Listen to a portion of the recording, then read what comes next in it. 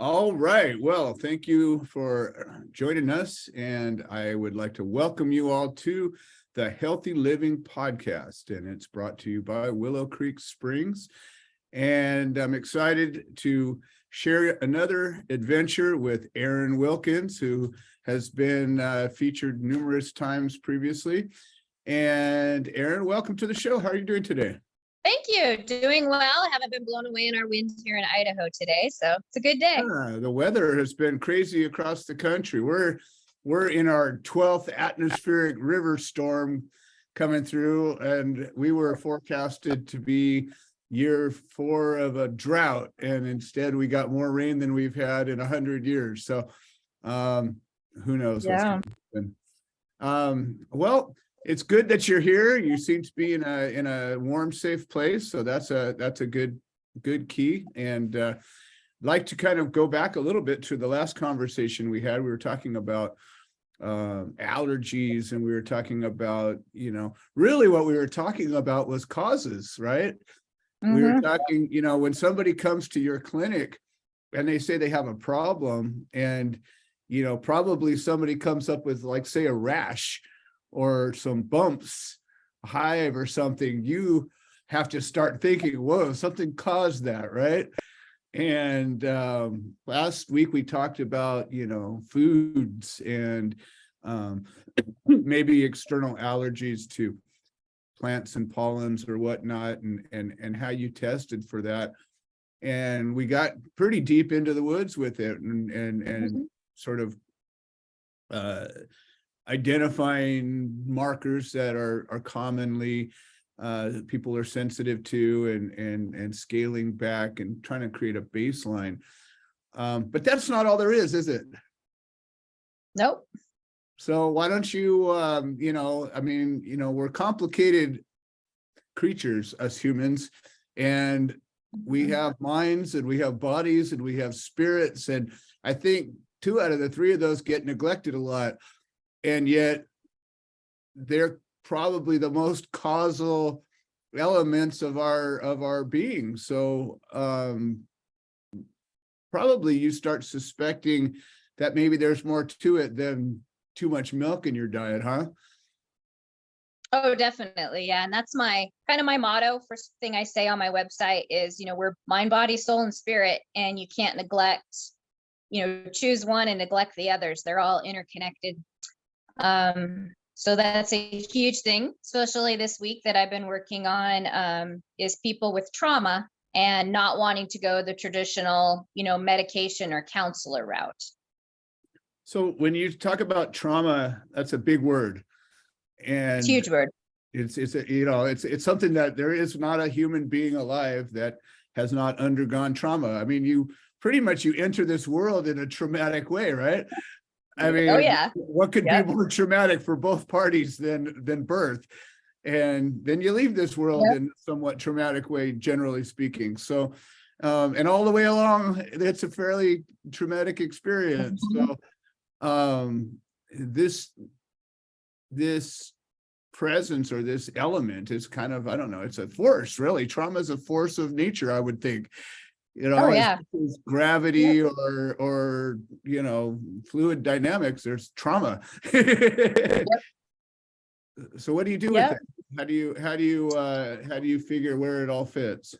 Yeah, I guess when people do come to me for that, I've had a number reaching out for their children in particular who are having trouble coping, that have had some sort of trauma, whether it be just trouble coping or whether it be, actual physical or sexual abuse that's occurred.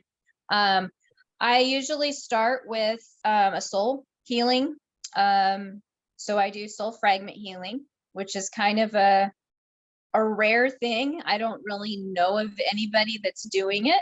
So I haven't even really heard that term before talking to you. I mean, I've worked with a lot of different people with a lot of different modalities, but why don't you tell us a little bit about what that is? Yeah, so I mean, psychologists will call it the child within. You're taught that there's a part of you, this little person that never gets healed. So it kind of follows along those lines. But whenever there's something that you have perceived as trauma. I mean, it could have been horrific, like your dad beating you, or it could have been a loss of a pet, or it could have just been a move that was super disturbing to you at a younger age. So all of these things so each person, it's very individual. So I go in energetically, and we all have a soul room kind of centered in our heart chakra, where it's your identity. It's like the identity and that purpose piece of you. And if there's ever been parts of you that have been hurt, there's almost this, I don't know who I am. I don't know how to become who I am. I don't know what my purpose is. And a lot of that is just healing and creating more whole person so that they can embrace their identity and their giftings and talents that they're called to use, to benefit, hopefully to benefit society while they're here on the earth. But it's kind of taken to that place.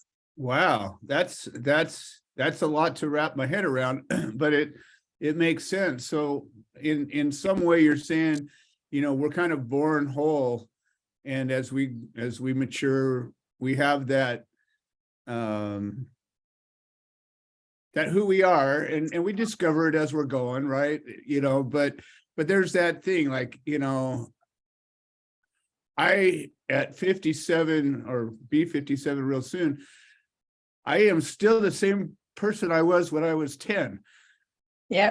In some ways, like the things that inspire me and the things that make me smile, or the things that I'm afraid of, they're still the same things.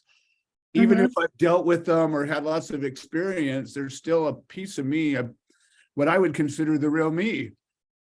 And so what you're saying is that a trauma can sort of put walls between us and that, and maybe create a maze where we kind of don't know how to get back to it.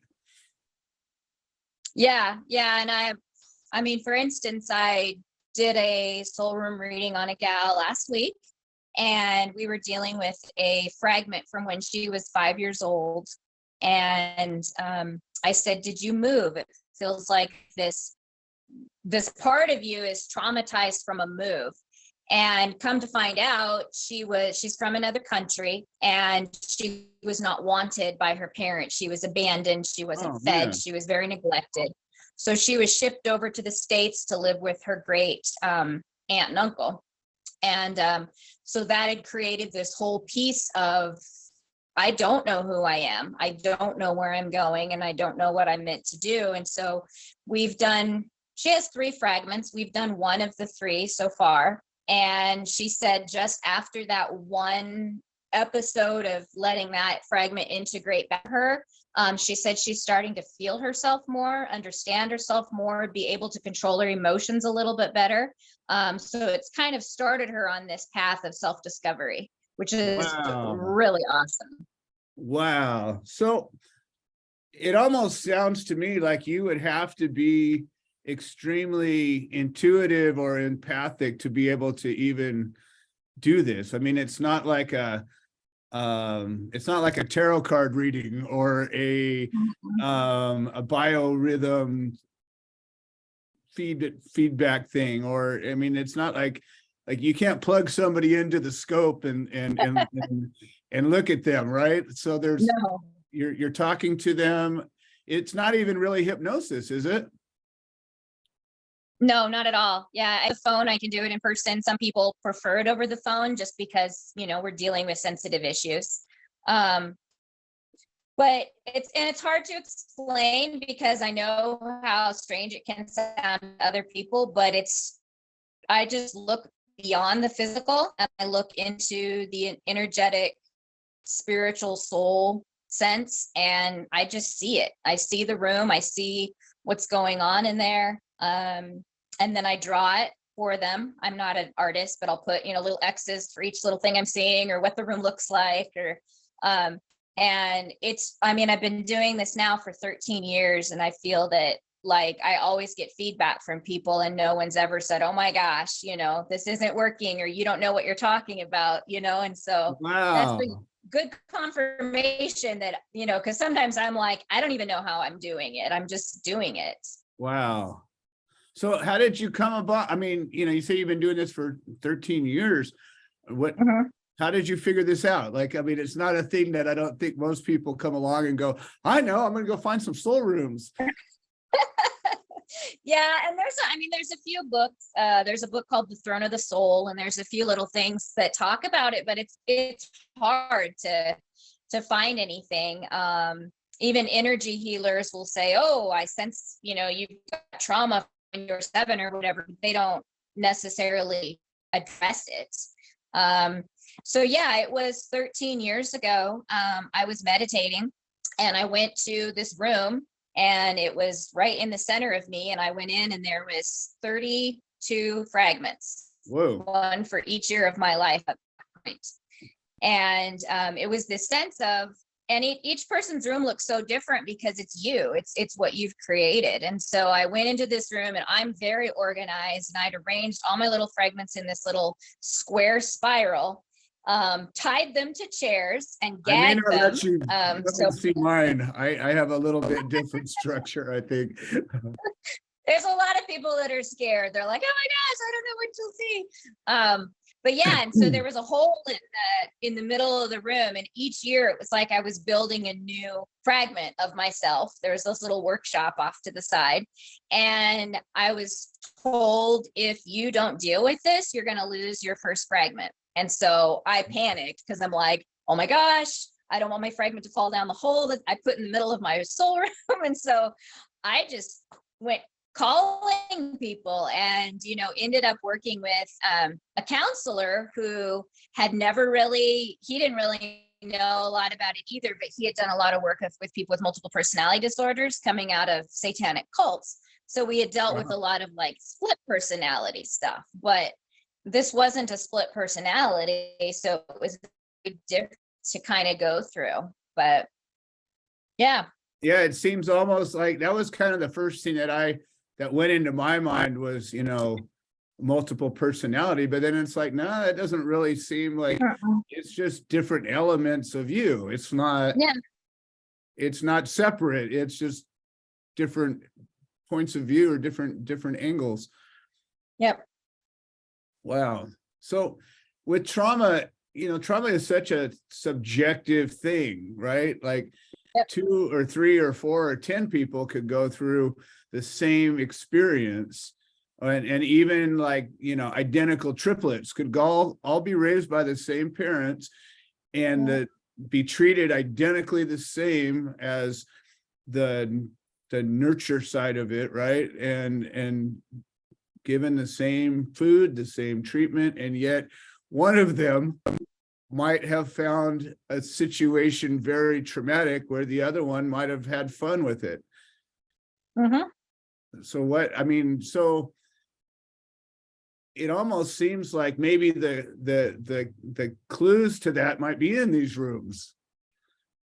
Yeah, because I think, if you go to a counselor and you're just like, oh my gosh, I've had trauma because my mom always made roast beef and I hated it. But for some reason that was traumatic for this person, right. They're not going to do anything in that counseling session. They're going to be like, well, okay, I guess you've got some stress here, have some medication, Right. And, it's so, you don't have to be punched in the face to have trauma. It's all around us. It could be someone looking at you funny. It could be, anything. I think so, fear of the unknown is very traumatic. Oh, yeah. Like, people, they say that speaking in public is a thing that is more traumatic to most people than having a tooth pulled, or obviously being a little bit extreme there, but it's a thing, and confronting an uncomfortable situation or an unknown situation for a lot of people, that it's almost like, what we're missing in life is a class on going somewhere you've never been, like a class on doing something you've never done, a class on the unknown that says, okay, life is going to be full of these things. If you can figure out how to walk into this thing and you don't have any idea what's going to happen, you're going to be all right. Like, I think people that were self-starters, like, I moved out when I was still a kid, and I just said, screw it, I'm going after it. And I was scared to death, but I didn't care. I wasn't gonna Mhm. deal with what I was dealing with. I didn't want to, and I'd rather deal with the fear than that. And because of that, now I go exploring wherever I go and doing whatever, because that That's good. unknown thing to me is exciting rather than scary. However, I know a lot of people that, don't ever want to go outside of their comfort zone. They don't ever want to, do a new thing. And I can't help but imagine that a lot of traumas kind of boil down to not having an experience or dealing with something. Yeah, there's a sense of dissociation a lot of times that accompanies that trauma, where there's just a piece of you that you just kind of compress and stick away, and you're like, I'm not dealing with this hurts. And so, but over time, the more and more time that goes by and you don't deal with the hurt, or you don't deal with that emotional piece of you, you're suppressing that, and that causes a lot of dissociation or inability to get out and explore new things. Sorry, getting walked on here. No, it's all good. It looks like you're getting a treatment there. Oh yeah, getting some massage work going.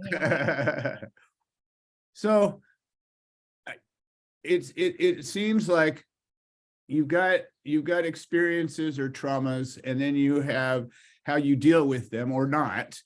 And so both of those situations could be part of these soul rooms, right? I mean, you got the person who had an abusive father. Maybe the father yelled at them or told them they were terrible or told them they were worthless or whatever, which to me is probably more damaging than getting struck, because it strikes your spirit, and you can't get a callus to that, really. Yep. Especially if it's somebody who you love and care about and respect doing it to you. It's like, it's crushing, but yet it happens all the time, and so some people bury it away. Like, I would think maybe, and again, I'm guessing because I'm definitely don't have those skills that you have. I have different skills, but not that one. But the logical side of me would say, a physical trauma would be something that you might totally suppress, because you can only remember so much pain. Like, your body has, like, if you get in a very traumatic injury, it doesn't really hurt when it's happening, because your body says, nah, I'm not going to deal with this right now. And it blocks it out, and you don't feel it. I've been in traumatic injuries and I was like, whoa. I mean, I felt it, but it wasn't like you expect this searing, burning, horrible pain. And, it aches like hell while you're getting better from it. But the actual injury wasn't that painful, it didn't seem. And so, but then the emotional stuff, it's like, you have to deal with it because it's crushing you. Like, you can't just ignore it. And you probably have to find some way of getting away from it or confronting it or whatever. But those two things are so different, right? I mean, you could create a habit or a coping mechanism that may be useful or maybe very unhealthy for dealing with certain situations. Is that kind of some of the stuff you're uncovering? Yeah, we had I did a different soul room work. I've been working with this lady every week for a couple months now. And I said, okay, you got a 16-year-old in there, something happened. And, oh, I don't know, nothing happened at 16. I whatever. And I was like, okay, then let's just stop and let your 16-year-old, just like remind you of things. And so we're just still for a while. Sometimes you'll see things or remember things, or even sometimes I've had the fragments talk, which can freak people out a little. But they just want to be heard. And so, then all of a sudden, whoosh, all this stuff came out about, oh, well, I started messing with the Ouija board when I was 16. And then my brother was abusive to me. And it just like kept going and going. And it was something that she hadn't thought about, didn't think anything happened at that age. And it was huge. It was so huge. And it was tied into her ability to accept herself because she kept saying to me, well, just make her go away. Just tell her to shut up and get out of me. And I'm like, whoa, this is you. Like, so for the next week, I kept telling her, you need to love yourself. You need to embrace yourself. You need to be kind to yourself. And so she's been working on that this week of just loving and embracing that part of her until it integrates. So it's pretty cool to watch. That's kind of powerful. It's like, you know, the commandment, you know, love your neighbor as yourself, right? But Yep. there's so much power in that, because I think a lot of people don't love themselves the way they ought to. And so they go around loving their neighbors like they love themselves, but it's not so good sometimes. No. And I think there's something about acceptance of our, I don't know, our shortcomings. You know, we're all human, right? Unless you can float away and walk through a wall, you're on the same plane as I am. We got problems. We all got problems. And you know, they're all shapes and sizes, and we recognize some of them, some we don't. But it's about the accepting of them. I think it's like our attitude. We have a choice of what we accept and what we don't. Even if it's hard, you can say, well, all right, I don't like that. I think it's horrible, but it is. And it's me, and I can't go back and undo that. So I can only either accept it or not, right? And that becomes there is. Go ahead, sorry. No, I was just going to say that becomes one of the powers that we actually have. Yeah.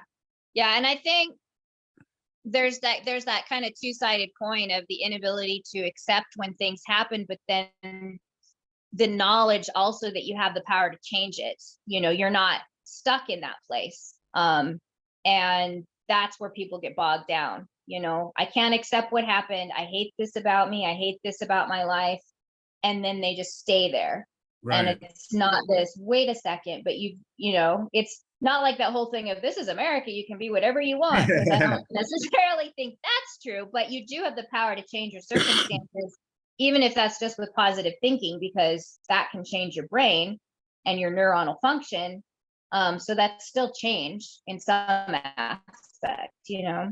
Well, that's actually a whole topic that we'll get into in a future episode, because I think that's really the key to everything. You know, it's what you think about and how you feel about what you think about is everything. Like, it's literally everything. And it dictates what you are, what you do, what you feel, and as easy as that sounds, it's the thing that gets in all of our way. You know, we all have those bad thought patterns, which is what ultimately causes all of our problems. Yep. And it's the easiest thing to solve if we would just do it. Yeah. So I think this is just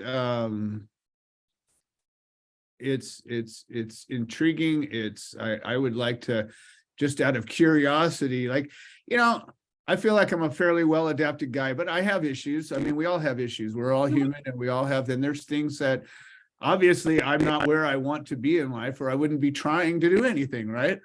I have ambitions of doing something and being somebody that I'm not, and doing things that I haven't done. And so clearly there's something in my own way, which obviously it's me. And so you gotta, I mean, knowing that's great, but doing something about it, now that's another you know, another element. I think it's just like medical, you know, I saw a thing today that was actually kind of interesting, and it caught me thinking. It's something that had to do, it was a phrase, and it said something about sick care versus health care. And, you know, modern medicine, Western medicine, drugs are essentially sick care. They're not health care at all. You know, they're not there to help you be healthy. They're there to treat a sickness, you know, and we put giant quotes over treat. But it's kind Yeah. of the same thing with our mind and our soul and our spirit and all of the elements that, you know, we can't see. You know, these are the same sorts of things. Like, people generally probably don't think that they would talk to you unless they really thought there was a problem, right? Mhm. But really, the flip side of that was, you know, you would be the perfect life coach, because you could get in there and help somebody get out of their own way, and it wouldn't have to be, you know, a horrible trauma that they were getting over. It could be some Yeah. thing that was just they threw in their own way because they were afraid of succeeding, or they were whatever. I mean, you know, Mhm. so I almost would like to, you know, put that in our little bookmark tag as we're winding out of time again, which we do every time. It seems like every time we talk, it goes quicker Yeah. and quicker. But I am absolutely intrigued by this one. What would you say the most severe, you know, obviously not mentioning names or anything, but just the scenario where somebody came to you and you were able to just open up or find or solve or help a person in the most traumatic way? What would you say that if you had one that you could share? Oh gosh, there's so many. I deal a lot with rape, and so women that have experienced rape, um, and that part is extremely traumatic. They're very scared. They don't want to remember it. A lot of the techniques that I use don't cause you to have flashbacks or remember what's happened. And so we do soul room work to integrate. And then I usually combine body memory release, which is just pulling the memory of the rape off the cells in the body energetically. And so kind of combined with those two, seeing people healed from having that always there and always impacting, you know, any sexual relationship they ever have going forward from that one incident. So it's cool to watch the healing in that. Yeah, I would imagine that in my mind, that would probably have to be that's two probablys, but more than likely would have to be the most traumatic thing that could happen to a person. I mean, fortunately, I haven't dealt with that, but so many people have. I mean, as you get older and you meet women in life, it's like, geez, is there any women that haven't been sexually abused? Like, every single woman I know, just about. I mean, and that's not much of an exaggeration. If you get to know them and you start talking, they've all been abused in some way. I'm like, what in the hell is wrong with us as a human, as a race? Like, what Yeah. is wrong that would cause that to be a norm? I mean, and it's, Mhm.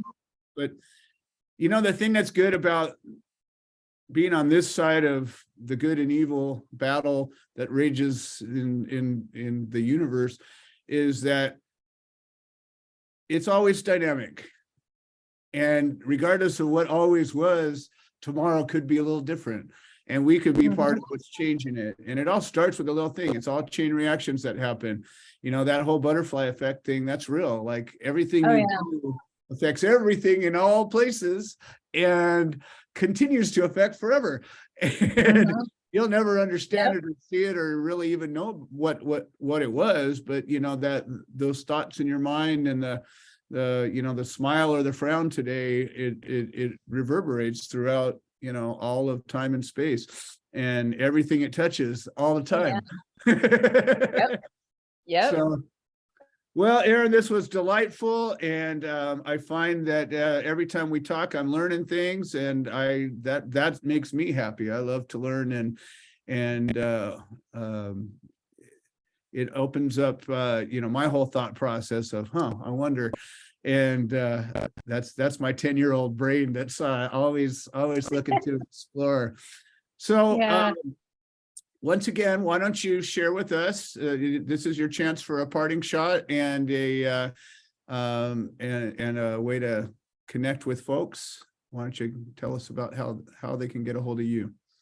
Yeah, so check out my website and then feel free to send me a text, give me a call anytime, especially if you've got questions about anything. Always open to helping people understand and it's an honor to have people let me on their journey to healing. Fantastic. All right, Erin Wilkins, it's been a pleasure as usual. I look forward to the next time. And we will see you all next time on the Healthy Living Podcast.